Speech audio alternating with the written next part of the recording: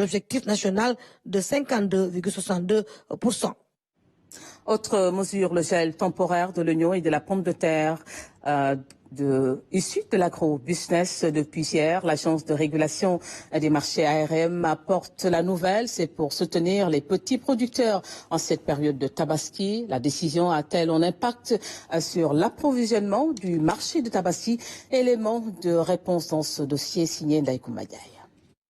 Dans une circulaire datant du 20 mai, l'Agence de régulation des marchés a annoncé la suspension temporaire de la commercialisation de l'oignon et de la pomme de terre issus de l'agrobusiness. Une mesure qui s'explique par plusieurs raisons.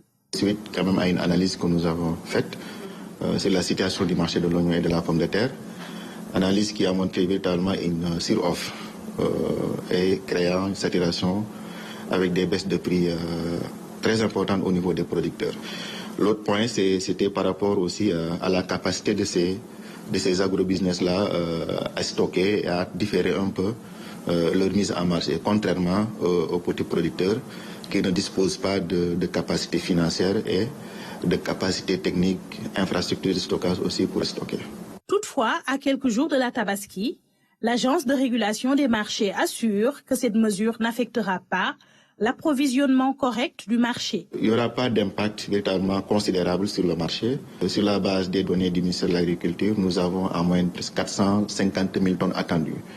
Et là, présentement, nous sommes en pleine campagne horticole de récolte. C'est les mois de mars, avril, mai. Ça coïncide véritablement avec la Tabaski coïncide avec cette campagne de forte production. Donc, du coup, il n'y aura pas véritablement de risque majeur en termes de disponibilité du produit, en termes aussi quand même d'accessibilité par rapport au prix. Bien que cette mesure cause quelques désagréments aux acteurs de l'agrobusiness, il s'aligne sur les directives des autorités. C'est vrai que nous avons pris toutes les dispositions pour être en parfaite harmonie avec souvent les décisions de l'État du Sénégal, surtout dans le cadre de la conservation. Nous disposons quand même d'assez de chambres froides pour pouvoir conserver nos produits et ne pas être dans la spéculation.